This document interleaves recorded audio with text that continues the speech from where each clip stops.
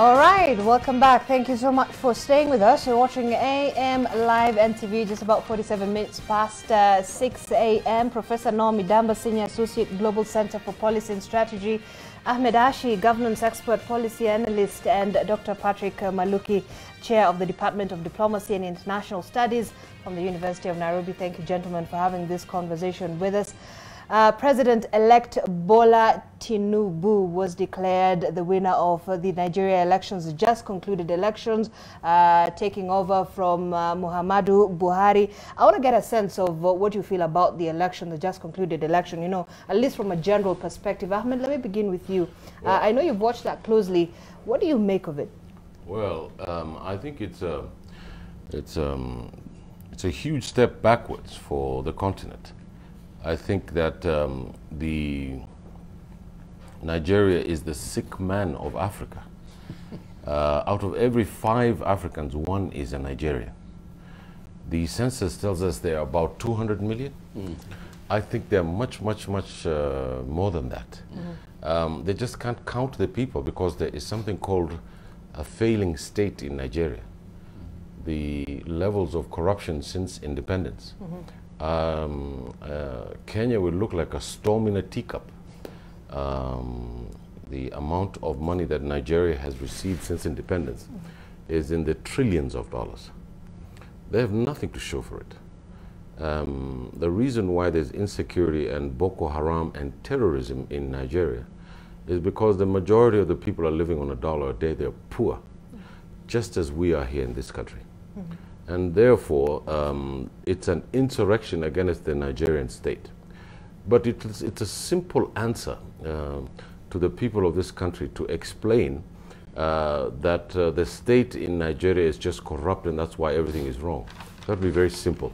At the core of the problems in Nigeria is a debate between people who are called Afro-pessimists and Afro-optimists. The Afro-optimists believe that the state in Nigeria has been fused by colonial and the colonial enterprise, and before that slavery. So the very idea of the state in post-colonial Africa is based on stealing. So it is not the Africans that started it, but it's the Europeans who created a state that would ultimately make everybody corrupt, because the state was used to extract resources to take to Europe. So when the post-independence generation came in, they reformed nothing. When they sat at that chair, they found out that they could also steal.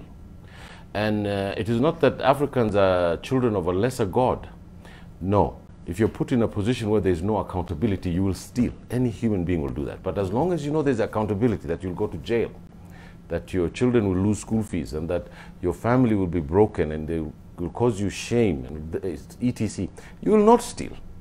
That's called accountability. Even faiths have books. There's a Bible, there's a Quran, which tells you, if you commit sin, you might not be punished here, but when you go upstairs, you'll be punished. So people act according to that faith so that they don't get punished. So there's no punishment for people who steal. So the richest people in the world, 100 top rich 100, you might find 6 or 7 or 8 Nigerians on the list. They're just not on Forbes magazine. 80% of the people who are voting in the population of Nigeria is between 18 and 25. 80%. They chose a president who was born before independence. So that's an interesting dynamic. No, it's not a dynamic. It's another form of corruption. Right. The election was probably stolen. We have the same debate here in Kenya. So, Dr. Maluki, is this an election the Nigerians participated in, or is this Buhariism continuing? Yeah, thank you. Let me pick from the Afro-pessimism and Afro-optimist. I am an Afro-optimist. I see things positively. I agree. There is voter apathy in Nigeria. There was a lot of misgivings, and quite a number of voters were disenfranchised.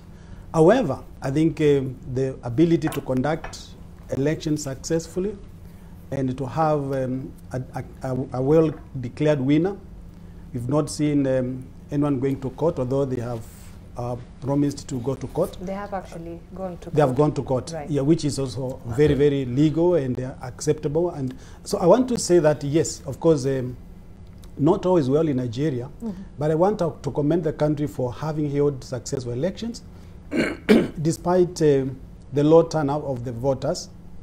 Of course, I hear what my brother is saying. Of course, corruption and other social evils really impede democratic rights among Africans, including those in Nigeria. Yeah, but I think a bit of stability. Nigeria is not the worst country in Africa. We have other countries which are even worse. And so we should build on the positive trend that we've seen. I mean, if you go to West Africa, you see Cote d'Ivoire, you see many countries that have been plunged into post-election chaos. And so I want to say that despite the voter apathy, it is commendable for a Nigerian to have elected their own leader. That is a choice which the world should accept. And if there is any unsatisfied party, have a right to go to court and seek redress. But I think this was positive. Let's hear from Prof. Prof, what do you make of it? Just your general perspective, first of all. I'm always optimistic person by nature. And, you know, almost a cry for Nigeria because I want the Nigeria that African envisioned when we got independent in the early 60s. Nigeria is a complex issue in Africa. An example. One, it is the #1 economy in the continent of Africa. It is #1 producer of oil in the continent of Africa. And there are more Nigerians overseas than any other country in Africa. They left because of for green pasture, some in very tragic situation, crossing over Mediterranean by all means to get out of Nigeria and go to other countries in Africa.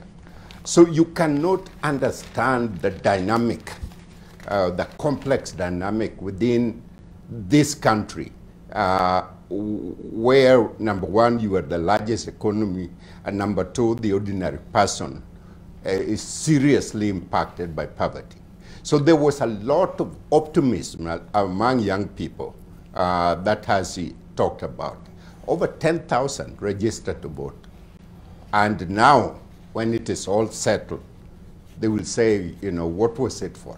And young people get disappointed very easily. There is a massive corruption, you know, to a point that probably is #1, one of the #1 most corrupt country in the world.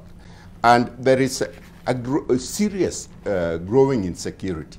You know, the bandits that are now spreading into the cities, even areas that were isolated. There's a lot of middle-class Nigeria who are leaving to return to their zone. I know a lot of friends of mine who have returned to America because they're likely will be kidnapped one way or another for ransom. The economy is struggling. But Dangote is the richest man in Africa, and it is Nigeria that produces the largest sulfur, you know, fertilizer for the continent. There is massive debt, so you can understand a country with that kind of income, with the massive debt that they have. You cannot understand. Well, Prof, you're saying you're an optimist. Tinubu comes from the same perspective as Buhari, same political party. Is it going to be any different for the, people of Nigeria? This is my major concern, really, because they had a choice. This young man, call him a young man, Obi. He's not a young man. He's 61 as compared to a pool of 70 correct. plus. Oh yeah, but he brings a different perspective, you know, and I was hoping that he will catch up. He was doing very well, when you look at the... He actually captured Lagos, which is the biggest yeah, the biggest. And electoral once vote. he did that, then I know that he will do well. But he didn't. And so is there a serious issue of corrupt political system? The time is going to tell, and it's going to be very serious. I want to talk more what I will expect out of leadership. Yeah. You know, if you give me a minute. And Prof, I want you to hold on to that because we're going to get into that. Okay. And look at how, you know, his tenure is perhaps and what his priorities will be as president. Yeah. But Ahmed Hashi. Ahmed, Mahmoud Yakubu is a man under siege at the moment. Many Nigerians, especially the young people who came out to vote, are unhappy with him. And he seems to find himself in a situation where Wafula Chebukati found himself in 2022. Some were praising him as a hero, others are calling him a villain. Do you think it's time for Africa as a whole, not only Nigeria and Kenya, to look into who they elect as their chairpersons of their independent, per se, electoral bodies? I don't think this man was elected. I think they bamboozled him. I think they created this whole electoral system to favor him. I think that the odds are stacked against men and women who want to change their countries and societies in Africa because the political establishment cannot wean itself from corruption. It cannot wean itself from the old boys network. It excludes women. It excludes progressive. It is a story of the rock landing on Aso Rock rather than the other way around. Aso Rock is where the villa for the Nigerian president is. I think it is very important that we call out the poverty, corruption, and ignorance that goes on in our states in Africa. Mm-hmm. And unless we stand up for that, in 10 to 15 years, 30 to 15 states in the eastern seaboard of West Africa will collapse. Right now in the Sahel, countries like Mali and Mauritania are failed states. They're going to go the way of Somalia. Africa, there's an existential crisis of poverty, ignorance, and disease in this continent. That's why when First Lady of the United States comes here, she goes to visit Kibra, because she's telling the political elite, for example, in this country, who I cannot call them an elite, I can call them the politicians of this country, to show them that they're still throwing those bags with feces in them across the houses in Kibra, and it's the system of haramism that goes on in this continent that young people need to stand up and overthrow. You might think that this what I'm saying is very radical, or no, it's not.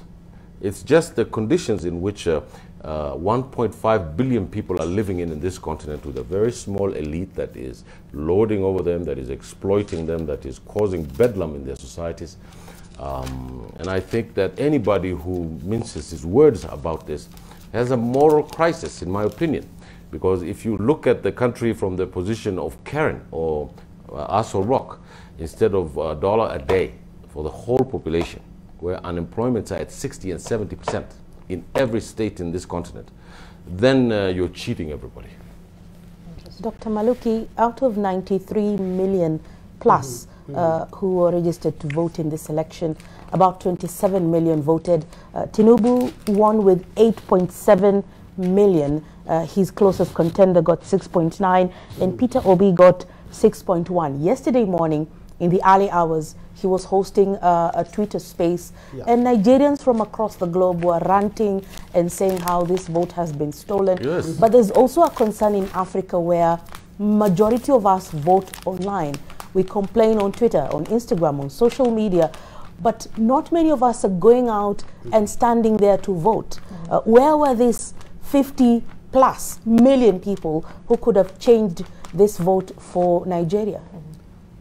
Thank you very much. I think the issue is not just fake Nigeria alone, but voter apathy is common in Africa. And it's very regrettable because people don't see the reason why they should waste their time voting, because there will be no change. And I think unless the leadership create optimism where people see the reason to go and vote, then we'll continue with this voter apathy, which basically brings in illegitimate governments. I mean, people who are not really representing the populace. It's a common problem, and I agree with my colleague here that as long as we have these social evils where young people have no hope, where governments in power do not deliver the public goods, then of course we expect this even to worsen. So there is need to fix, people's expectation so that they see the value for going out to vote, and it's a governance issue. And on this, I really have to say that the political leadership in Nigeria could have done better. There was no genuine kind of reaching out to the people, explaining to them as to why they should vote.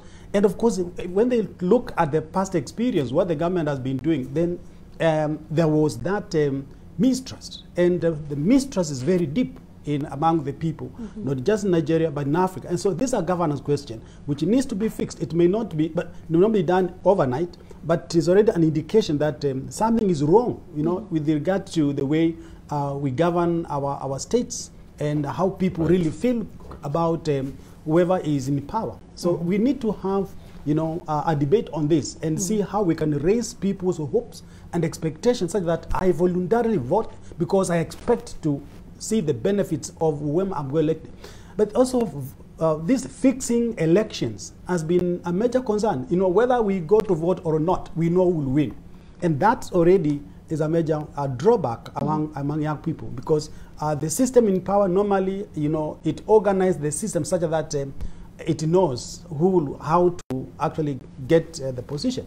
So these are some of the contestants that probably can explain the low turnout of voters in Nigeria. Professor Midamba, before we speak to you, Diana, and I think if we are ready with that sound by President Uhuru Kenyatta, who was the African Union lead person in terms of the delegation, the 90-man delegation that went to look into the Nigerian election, and his preliminary report to the African Union was given a clean bill of health, despite the fact that he raised a few concerns. And if we are ready, Diana, we can listen into one of those sentiments by the former Kenyan president. The mission noted that despite the challenging economic, operational, and security environment, the elections were generally well administered in a transparent and peaceful atmosphere amidst significant challenge posed by the cash crisis and the volatile security context in some areas. Generally lower or low voter turnout in polling units visited, the people of Nigeria demonstrated enthusiasm, resilience in exercising their democratic right to elect leaders of their choice. All right. Professor Midamba, he was speaking about the mission, noting that despite there having been an economic challenge, it was good. But then before we continue with this conversation, he also spoke about the issue of voter apathy. Let's listen to what he said on that topic. The mission notes with regret the loss of life as well as damage to property occasioned by these incidents. The mission also takes note of the positive measures undertaken by INEC to reschedule polls to 26 February 2023 in specific areas where voting could not take place due to insecurity or logistical reasons. Professor Midamba, what do you have to comment on President Uhuru Kenyatta's initial report on the Nigerian election? Well, I understand where Kenyatta is coming from. Kenyatta has been president. He was not a perfect president, but he also did some things here that were very positive for the country to look at. He represents AU stand and is trying to put a light, positive light on the situation. That is not, that's boiling behind the scene. And he cannot talk directly about that. So we need to talk about it. We need to talk about Africa. We need to talk, because I was interviewing one television, the Indian International Network. And they started that, you know, AU was a toothless bulldog. We are not doing much, but we talk. And I turn it around to talk about positive things that we're doing in Africa. And I do that a lot when I talk to international network. Yeah. The issue is we cannot cover our wounds. We need to talk directly about our wounds. Nigeria ought to be a breadbasket for the entire continent of Africa. Nigeria has attempted to, and they do to get involved with ECOWAC to stop some of the smaller countries that are really fail, you know, and they intervene militarily and everything. But Nigeria need to lead economically, need to lead morally, need to lead and feed its people. If Nigeria is a democratic country, and Nigeria is trying to be democratic, then most of Nigeria ought to feel good about the country, particularly young people. And so we cannot, I don't care if you are 100 years old or 40 years old. All I care is a committed leadership, righteousness, sincerity of purpose, to serve the people that elect you to be there. Decisiveness to deal with the massive corruption, probably surpassing any place in Africa. That cuts across most of the states within the African continent. Hashi, before you comment, we need strength of character. Right. About these people. And these young people, this 18-year-old plus, are looking forward to a different country, to a different future. And they're not going to continue to be settled with mediocrity. They will join and uprise. And we don't want to see that in Africa. You're talking about an uprising, and before that, there was a concern in the area of Biafra where young men and women were up in arms and saying that they will not have an election in that part of Nigeria. Is that something of a concern? Because we've seen massive insecurity in the north, especially with the Boko Haram outfit. Boko Haram does not represent Islam in any way. It is an uprising of people who are hungry, who have no roads, who have no schools. The uprising in the Niger Delta is an uprising of people's farms being soaked in oil. The uprising in Igbo land is they have a grudge against the state because they're not represented. Nobody in Nigeria wants to elect an Igbo president because they tried something called secessionism before. So there's the new thing in Africa now. If you don't agree with the central government, or if you don't agree with the problems happening there, you declare a flag and you cut your own ethnic group and then declare a state. But the same problems are going to follow you in that state. So we cannot run away from our problems. The Europeans, the Asians are not going to save us. Winston Churchill used to say that success is stumbling from one failure to another with lots of enthusiasm. I don't agree with it. I think success is to start questioning whether or not the democratic system that we have is delivering lunch, breakfast, and dinner to the people of that country. I'm a convinced Democrat. I believe that the government should be of the people and by the people and for the people. But if that government does not deliver schools, it does not deliver lunch, it does not deliver school uniforms, it doesn't pay for university, it doesn't create a market economy, it doesn't create a system of goods and services, it doesn't create proper transport and things like that, what use is democratic government? Am I going to eat it? Do I wake up in the morning and say, democratic government, let's have lunch? No. People in Africa are looking for real material improvements of their lives. Every year, every 5 years taking a piece of paper and putting it in a ballot box is a spiritual ascendancy of a society that has agreed to move in a certain direction. But when people go and vote from Kibra every 5 years and their condition doesn't change, then there's something wrong with that system. So I put it to you, my dear sisters, that it is very important for us to raise this debate. And don't think that I'm not a Democrat, because I wouldn't be sitting here talking about this if there was no democratic system in our country. So we know that that democratic system is vital for our development. The problem is, how is it going to be a synergy between that and the leadership that we want, the leadership that should come to the front, and how we're going to transform our economies to serve.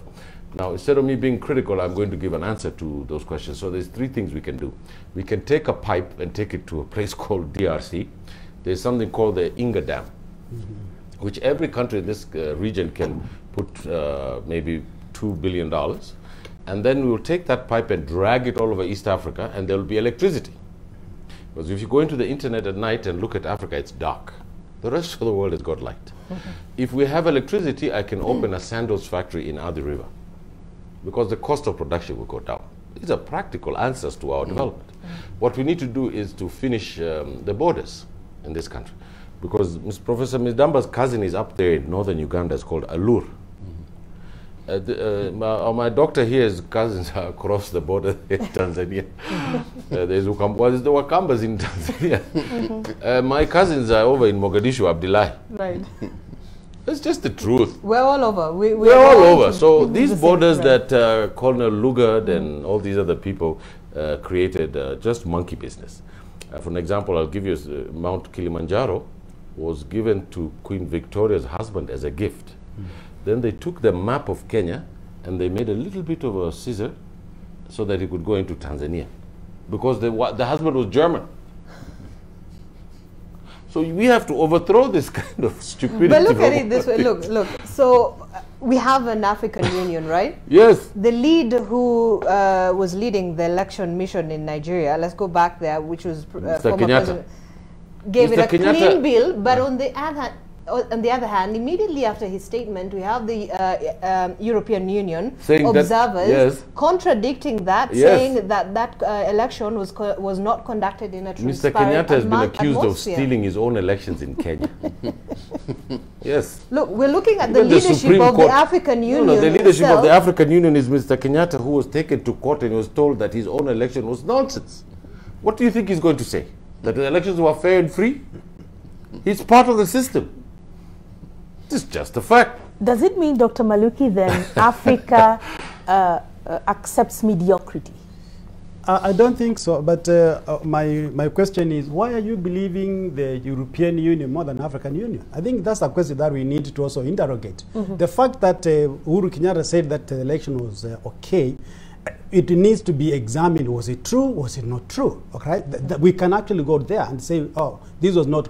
But why should we take anything that comes from the EU as because they said, then that is exactly what it is? I think this is exactly what we need to start our conversation. Yes. For a very long time, we in Africa have actually disbelieved ourselves and actually failed to trust what we can do.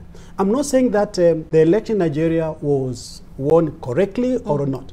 But what I don't want to see is that perception that whatever comes from the European Union is a gospel truth. Whatever comes from the European Union is wrong. We can have an academic discussion on this. But let's come to the aspect of what exactly does this democracy mean to the ordinary Nigerian, and whether any leadership is supposed to deliver, all right, food on the table, deliver hope, deliver optimism, deliver actually social security needs for the people. And because of failure of this, of delivery, in many African countries, that's why you find that even democratic elections, nowadays they are meaningless. And many people don't even need to go and vote because it doesn't change your life. The essence of voting is to replace a leadership with a better leadership. But if we are replacing one leadership, a bad leadership with another bad leadership, then I'd rather stay in my house and stay because I can't change anything. So we shouldn't give up. We shouldn't surrender this. True. But we need to really re-engineer our conversation and also in increase our participation in different ways. Let's not leave governance to politicians only. We should also engage civil society movement. We should have a vibrant, like the way we have the Law Society of Kenya. You know, such professional groups should really get involved in governance issues. Let's have the academia having debates, examining whatever is happening, and coming up with the publications so that we participate. It is our country. It is not the politician's country. But for a very long time, the politician as always has his way out wherever he wants, and things are just fixed, and everybody else is an observer.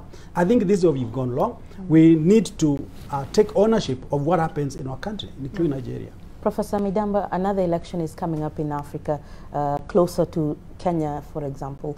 The Democratic Republic of the Congo will go into a significant election in the midst of serious turmoil. Talk about Tshisekedi, his term in office, and what next for Kinshasa? Heavy topic. Should we take a break? Yes, take a break. Let's do that. Take a quick break to refill our cups You need of more coffee. coffee. When we come back, we'll be taking a The real look Africa. at the Democratic Republic of Congo situation, especially Oh my within the goodness. eastern part of that Congo. region. Of course, the Yes. involvement of both Rwanda and Uganda in that escalating tension in that region. All right, so we'll be back in a short while. Talk to us. The hashtag we're using, as always, AM Live NTV, at Leila Katenje, at Zainab Ismail, at NTV Kenya. Stay with us.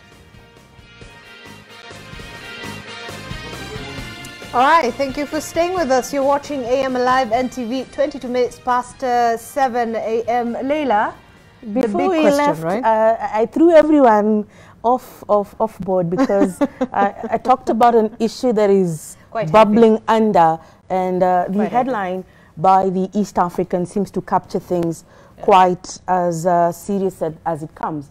The Congo War will not be fought on Rwanda soil. But before we talk about the current issues here, we are looking into the future a bit, and DRC is expected to go into an election itself before Later December this year. 2023. Felix Tshisekedi will be fighting to come back to Kinshasa after a first term that began on the heels of Joseph Kabila. He's since been put at the back burner, but also that climate in the eastern part of DRC is not so good for Tshisekedi as we speak at the moment. Right. Prof. Let's talk about the issues that is facing the country first, and then talk about the process of election. And I have an idea what we need to do right now as African. The country has a weak governance. Number one, because the president and the prime minister almost share power and influence. So you don't have a focal point for the country. Since 2006 election is led by semi-leader, literally, that doesn't have the strong executive, leadership clearly. Economy is in a worse shape. $600 per capita in DRC Congo. Consider that the mineral, potential mineral resource for Congo is $24 trillion, which is equivalent to the U.S. economy. The U.S. Per capita is over 53,000 per capita. Now, so when you look at the dynamic of what is happening now, economic development at a standstill, peace reconciliation is a go and stop, child soldiers, young, very young, are carrying AK-24 as really the key. Sexual gender violation is at the worst point in Congo. And who is who in the world is there to exploit the resources of Congo? And from Patrick Lumumba to now, that country never seen peace in their life. We're talking about AU, rejuvenized AU. We're talking about the East Africa community with Congo as part of that. So let's move away from the National Election Board to a continental election board.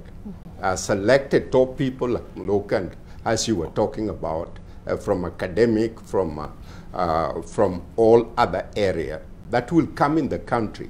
That is their job.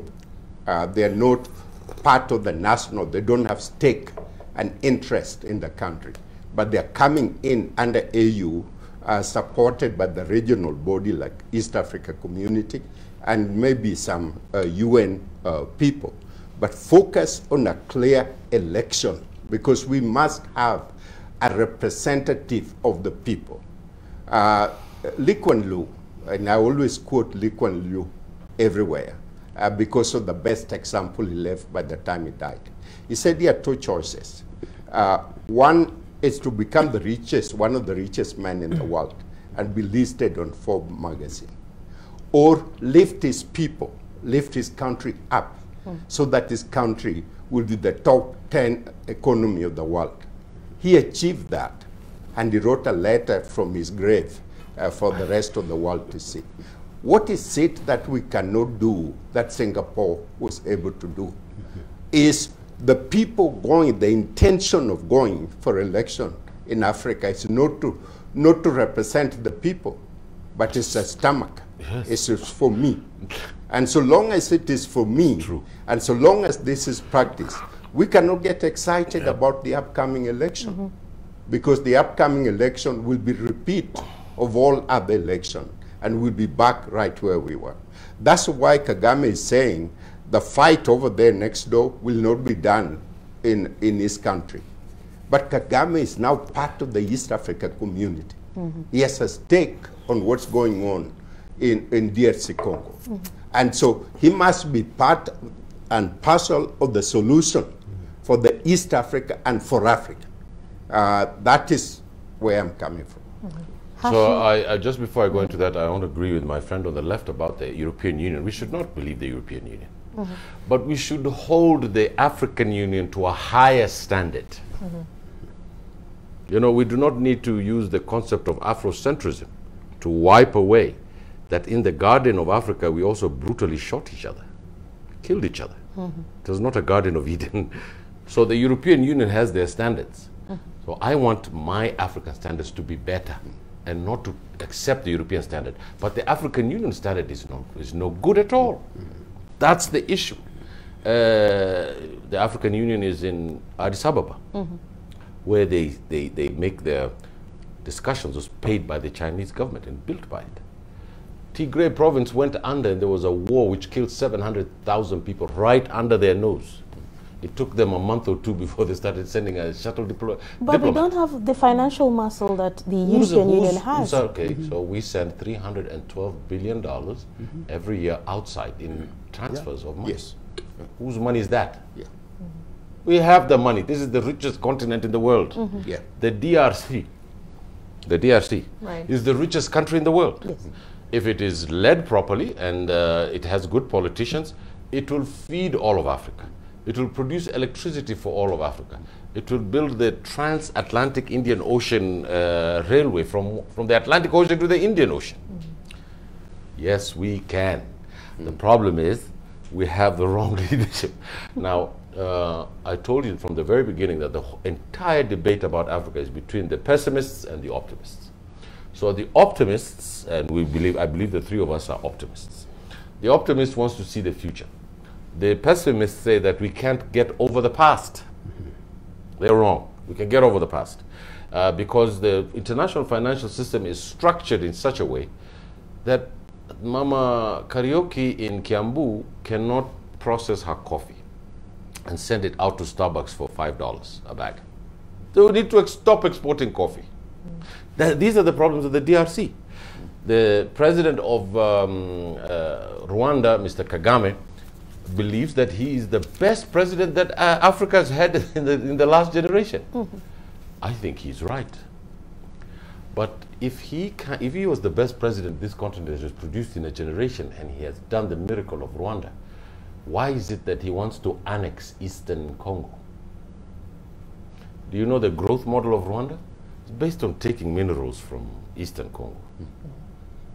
Do you know that Mr. Tshisekedi and Mr. Kagame have failed to sit down and discuss something very simple? Mr. Tshisekedi needs to accept that the Tutsis, descendants of Somalis from the 16th century, are citizens of Congo, and it is not the short Bantus who own Congo. Everybody is part of Congo. But President Kagame continues to refuse, you know, the accusations that he is supporting any rebel group. Mr. Kagame supports the M23.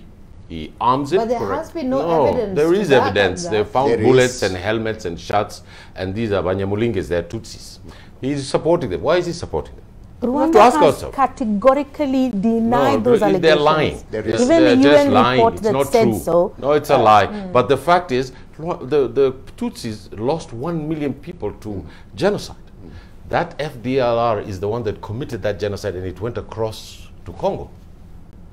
The Congolese government has a responsibility to ban it, destroy it, put them on trial, and hang them for what they did.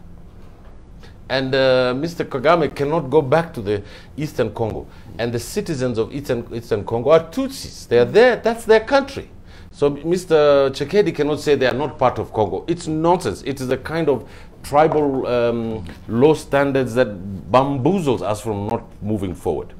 It's a lack of political leadership, as my friend here on the left is telling us. So that's the bottom line? The bottom line is that Lack of these political politicians have failed their people. It is. What's such a big deal about talking about us? Let's have some peace in the Great Lakes so that we can mine all these minerals and then make a finished product and send them, and all the citizens will have houses and dogs and Suzukis. How simple is that? It's not rocket science. Dr. Maluki, let's look at another East African capital, Kampala. Why don't you allow me? We are talking about the issue of DRC, Yes. and I mentioned Kampala specifically It's a wild card. because Kampala is also sending its troops Yes. inside DRC, and according to the latest EAC statistics, Uganda is supposed to be stationed in Mabenga, Bunangana, Kiwaya, and Rushuru, which is the epicenter of the M23 movement. However, father and son are speaking on different terms. The latest Twitter conversations by General Muhoozi Kainerugaba, he actually calls Kenya Defense Forces sitting ducks, and he compares Kenya and says Kenyans should stick to running long distances and not necessarily going into a warfare. And I'm quoting his tweets recently, and he seems to say M23, the March 23 movement, are our brothers in arms. So is Kampala speaking on both sides of their tongue? Because father seems to be seated with the EAC, and son, who is a general without portfolio at the moment, is saying something else. Thank you, thank you. But before I get to that, I wanted to reflect on the way out of DRC Congo. Because here we can sit and discuss the kind of problems, what people have gone through. But what we need is what should be done to resolve the Congo crisis. Because that's what will help this continent. It will help everyone. And so you had earlier talked about the elections coming before December or somewhere around December, which for me, I think the international community should see this as an opportunity, which it can capitalize on to build milestones, such that by the time we are in December, when the change of guard is expected to take place, there has been a complete transformation of the country in a number of ways to actually lead to a stable Republic of DRC Congo. What am I exactly saying? I'm saying, since there is already an envisaged change of leadership, the international community led by African Union, and Africa should not get this wrong anymore. Yes. It should get this right now, because it's a very big opportunity that's now has occurred in DRC Congo. That build the election, prepare the infrastructure, get the people to own the country, and this needs a journey which requires a lot of multi-stakeholder engagement, development partners, international goodwill from governments, African Union, and now the East African Community, because DRC Congo is a member of East African Community. And this has given an entry point. I'm very happy to see the deployment of the East African Regional Force, where Kenya is already there, Uganda is coming, and I'm actually waiting to see Tanzania also coming in. Why is this necessary? It is necessary to stabilize DRC Congo, first from the Ranta kind of conflict, which is happening with the M23 and other rebel groups. Let's have the territory secured such that the internal crime and those kind of conflict which people have suffered for a long time is already stabilized.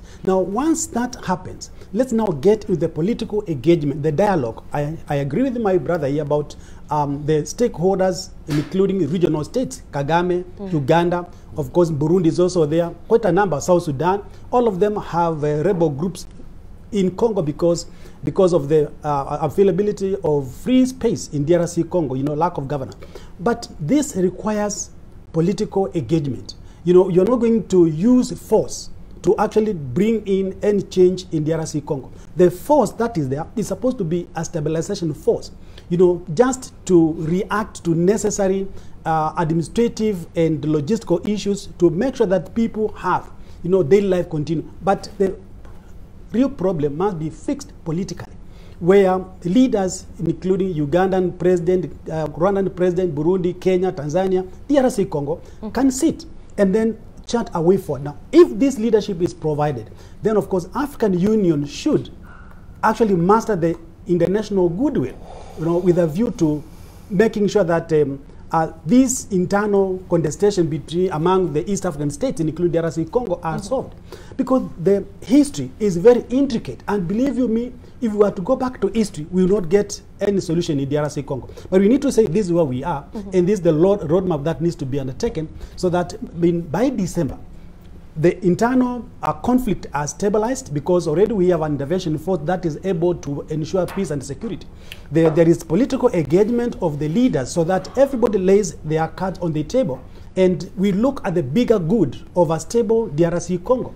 And then we get the civil society, including the media, including the academia, to really intervene and make this a public debate, make the DRC Congo question actually a running media, a kind of event such that it is in people's minds, in the national community. Media plays a very major role, and we saw the media role when we had the genocide in Rwanda. The blackout that happened, it made the genocide really very fierce. So I'm just calling for all stakeholders. Don't leave the politicians alone. Let's have the media. Let's have the academia. Let's have the business community. Let's have the civil society. All these groups have different roles they can play. But when you leave it to the politicians alone, it may not really work. But Doctor, my question was actually the question of Uganda itself. Being part and parcel of a military and also a diplomacy unit into the DRC. The head of state is doing the diplomatic aspect, but a general within his own army is calling the M23 brothers in arms. That's quite ironical. It is. It is very unfortunate, and to be very honest, many people have been shocked by the general's comments.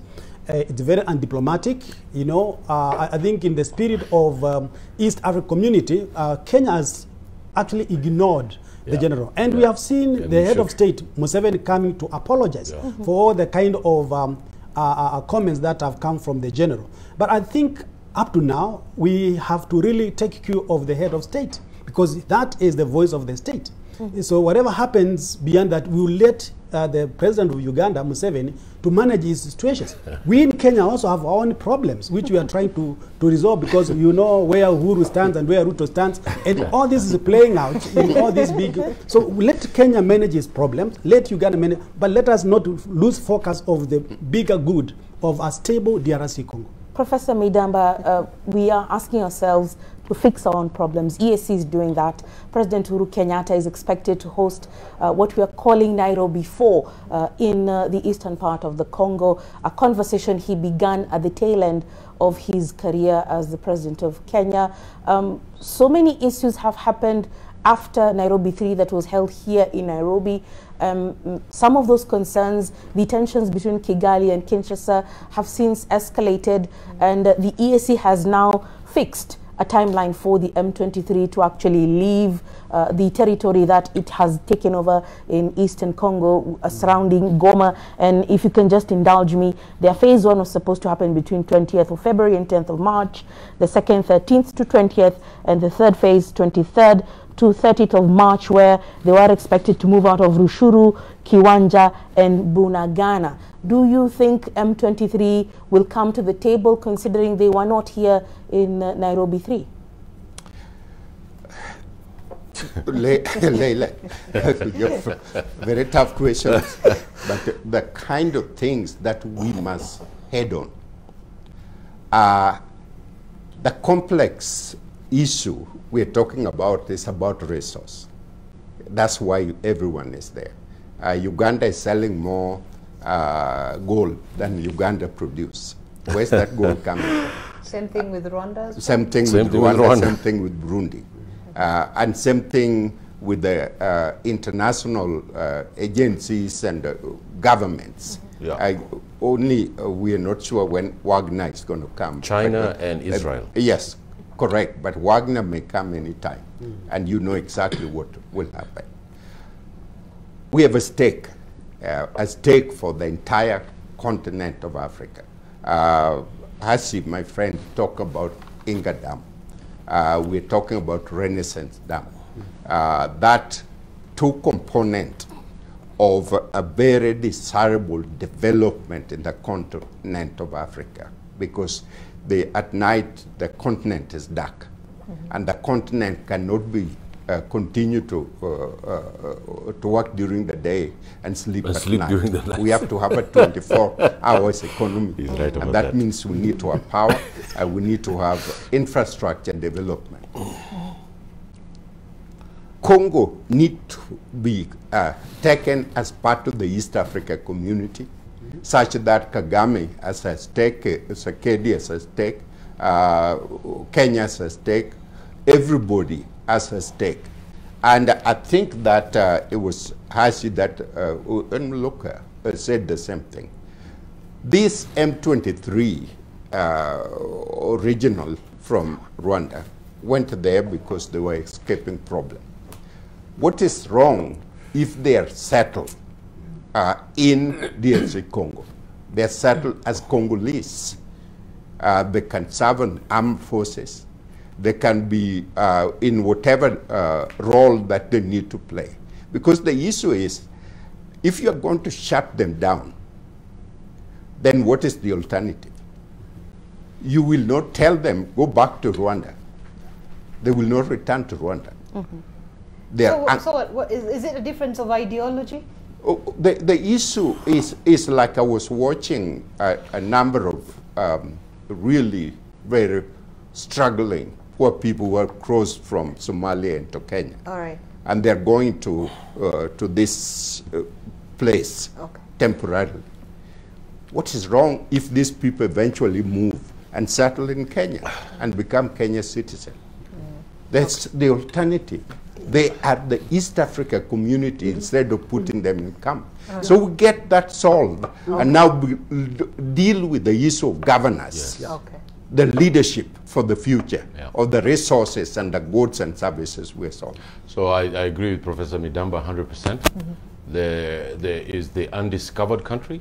One is called East Africa and one's called the Great Lakes Republic.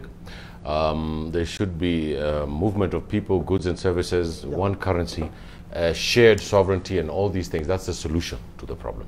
The nation-state concept in Africa has failed because it is a creation. It is not our creation. The same people in Rwanda and the same people in Congo. The same people in Congo are the same people in Rwanda. The guy who's negotiating, Uhuru Kenyatta, who's negotiating, his ancestors came from the Congo forest. He's just going back home. True. You know, these are the ironies that we need to bring out. I think it's very important that we overcome our colonial mentalities. I want to give you a simple example about Congo and why it's in these problems. First, the major problem is that international Western corporate interests and China and the Israelis are there and they're causing bedlam.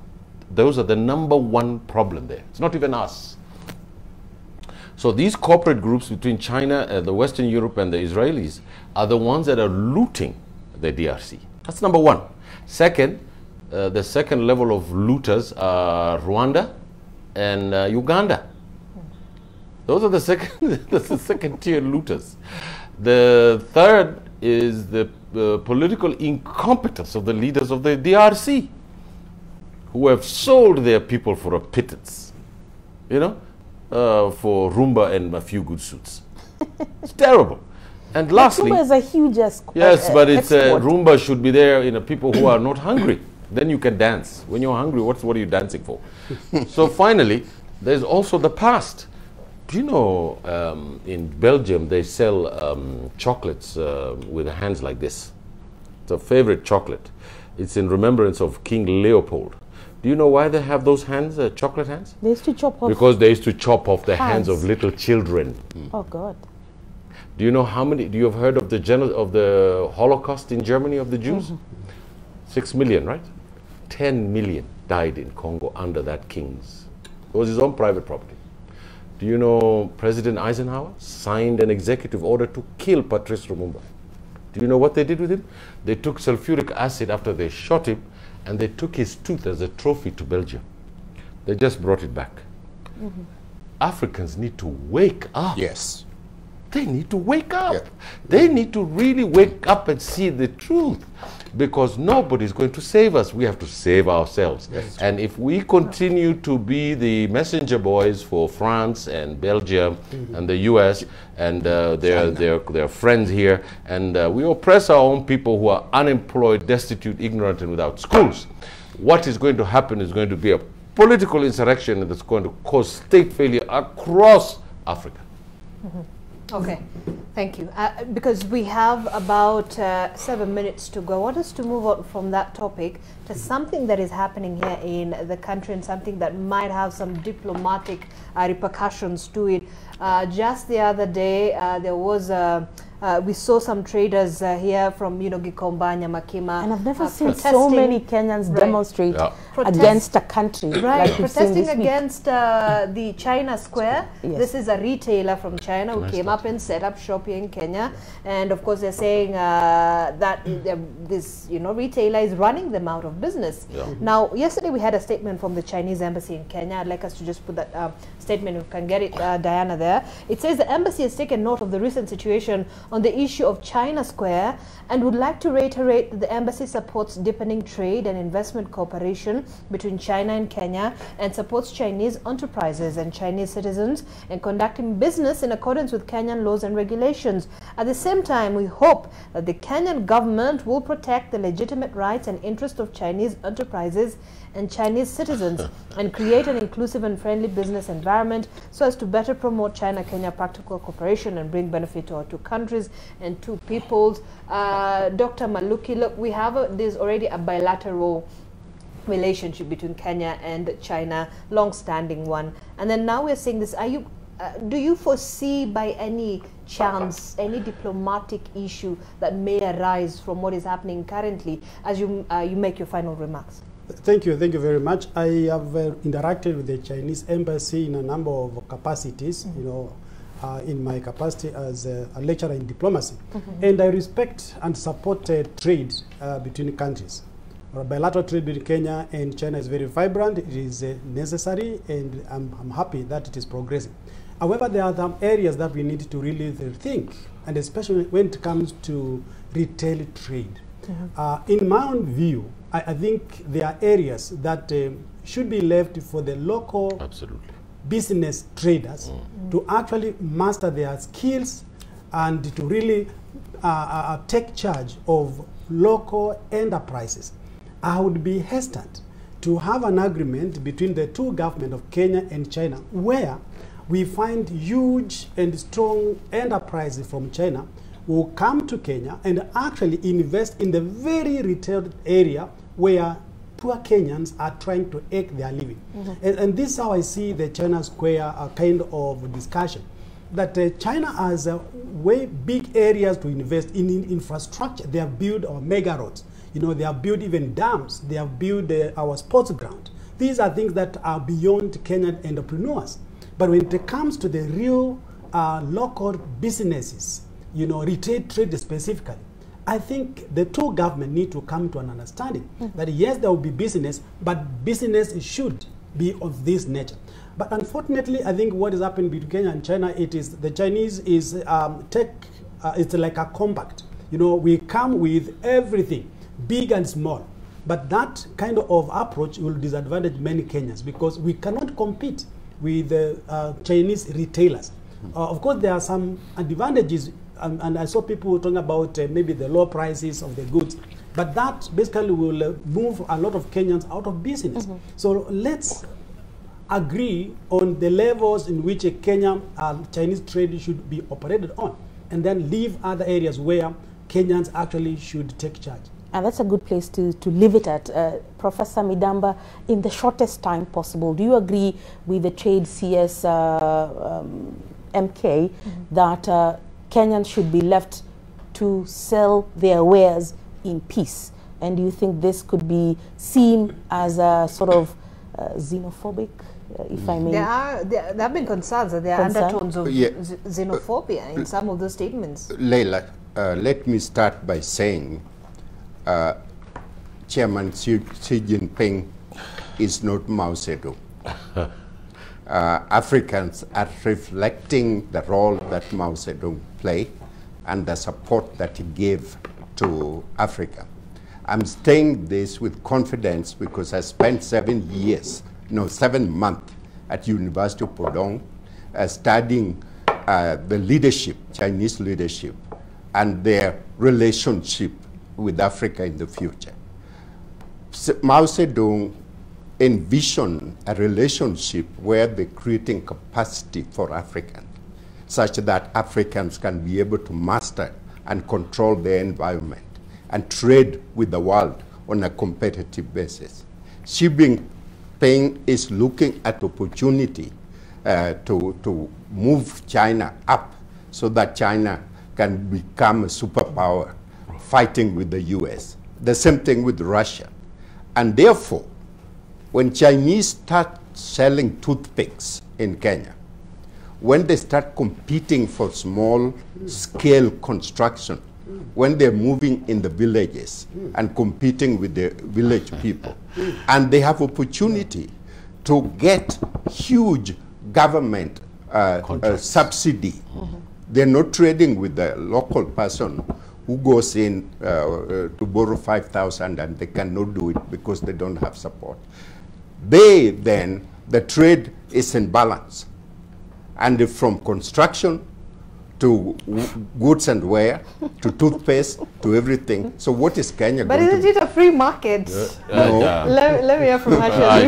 I think that the Chinese are deeply racist people who think Africans are just an outgrowth of some monkeys. Yeah. They act in that way. We don't have them here, Let me just finish. to speak on... No, bring them next time and I'll tell them why they're here.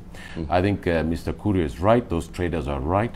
I think they should be kicked out. I don't think they should be given any visas to come into this country. This is my opinion. If you don't like it, you can debate it. I think that Kenya and the East Africa should form their own bridges and road companies to build their companies. It's not xenophobia. They are bottom feeders. They're competing with the traders in our own country, and we should not allow that. And the Minister is absolutely right. And I think that it is a wrong concept to say that they should make the toothpicks, should not compete in the toothpicks. We should give them the commanding heights of the economy so they can make more money. And we shouldn't. And we should remain in the retail. This is nonsense. I mean, so I think some bluntness is required in this area. I'm not a racist person, but I just think the way the Chinese are acting in this country is unforgivable. All right. I think we have to wrap it up there. Ahmed Hashi with very harsh words, governance expert, policy analyst. Dr. Patrick Maluki, Chair, Department of Diplomacy and International Studies, University of Nairobi, and Professor Noah Midamba, Senior Associate, Global Center for Policy and Strategy. Thank you so much, gentlemen, for coming in. We do appreciate it. And Leila, pleasure, as always. Let us say categorically that we do not agree with the sentiments of Hashi on it is the its Chinese own independent opinion on that matter. No. All right. This is where we wrap it up. Thank you so much for joining Have a good me. morning. On behalf The of last Leila time- Mohammed, my name is Zainab Ismail. Good morning. Good day.